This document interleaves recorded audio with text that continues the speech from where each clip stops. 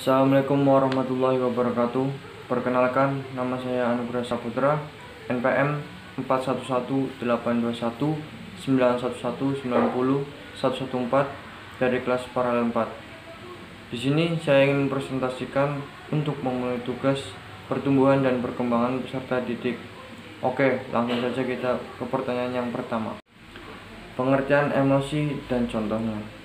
Emosi adalah suatu reaksi tubuh untuk menghadapi situasi tertentu.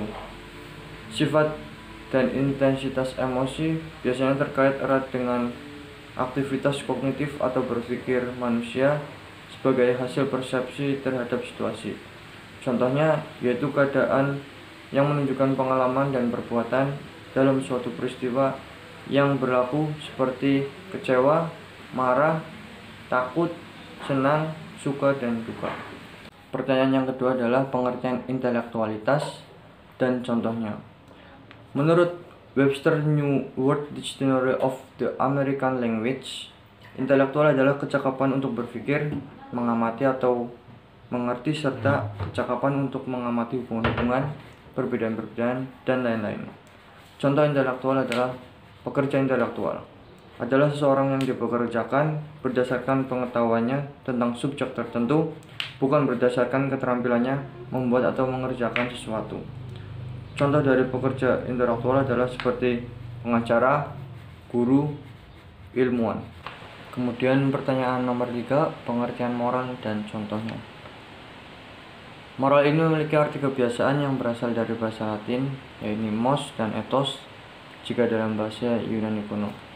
Menurut Kamus Besar Bahasa Indonesia, moral ini diterjemahkan sebagai arti susila dengan pengertian umum yang dipahami masyarakat ialah sebagai tindakan manusia sesuai dengan ide yang diterima oleh umum, yang mana hal tersebut berkaitan dengan makna yang baik dan wajar. Contoh moral. Yang pertama, moral murni atau juga disebut dengan hati nurani, merupakan suatu moral yang terdapat dalam tiap-tiap manusia, ialah sebagai suatu bentuk dari anugerah dan kebaikan Tuhan. Tuhan pun pasti memberikan moral yang baik pada tiap-tiap umatnya, seperti menyayang, rendah hati, jujur, sopan, berakhlak baik, bertawakal, serta lain sebagainya. Namun situasinya itu dapat berubah jika masuk ke moral terapan. Yang kedua adalah moral terapan. Ialah suatu yang didapat dari berbagai ajaran adat, agama, filosofis yang menguasai kehidupan manusia yang sesuai dengan lingkungan tempat tinggal mereka. Moral terapan merupakan hasil rekonstruksi lingkungan. Oleh sebab itu terdapat dua jenis, yaitu moral baik dan juga buruk. Moral baik itu seperti jujur, sopan, sedangkan yang buruk adalah suka mencela, mencuri, berbohong, dan lain sebagainya. Kemudian pertanyaan nomor 4, pengertian sosial dan contohnya. Menurut Kamus Besar Bahasa Indonesia, sosial ialah hal-hal yang berkenaan dengan kemasyarakatan atau sifat-sifat kemasyarakatan yang memperhatikan kepentingan umum. Contohnya dalam kehidupan manusia terus berkembang melalui interaksi dan reaksi kelompok. Reaksi kelompok merupakan persinggungan di antara manusia dengan manusia yang lain dalam lingkup kelompok tertentu. Reaksi kelompok tersebut dengan secara umum dapat diistilahkan sebagai lingkungan pergaulan, dari mulai pertemanan, persahabatan, ikatan sebuah kekerabatan, sampai kepada persaudaraan. Hubungan-hubungan tersebut terus berkembang dalam hubungan-hubungan manusia pada sebuah ruang gerak yang disebut dengan masyarakat. Kemudian pertanyaan yang terakhir adalah pengertian kepribadian dan contohnya. Kepribadian ialah sebagai organisasi faktor dari biologis, psikologis, serta juga sosiologis yang mendasari perilaku individu.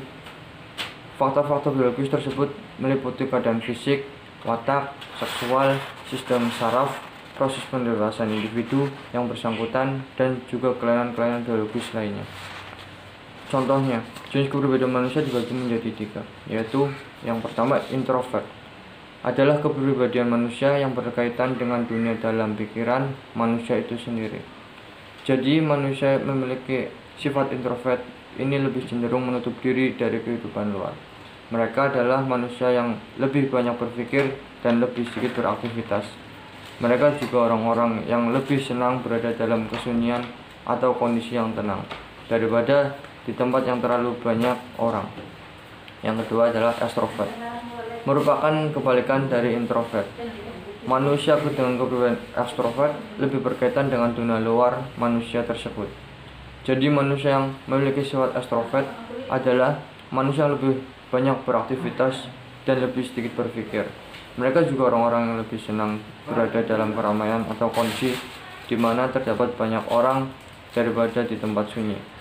Yang terakhir adalah ambivert, adalah kepribadian manusia yang memiliki dua kepribadian, yaitu introvert dan extrovert. Manusia dengan kepribadian ambivert dapat berubah-ubah menjadi introvert ataupun menjadi extrovert ataupun sebaliknya. Sekian presentasi dari saya. Jika ada kekurangan atau kelebihan selama saya mempresentasikan, silakan komen pendapatmu di kolom komentar. Terima kasih.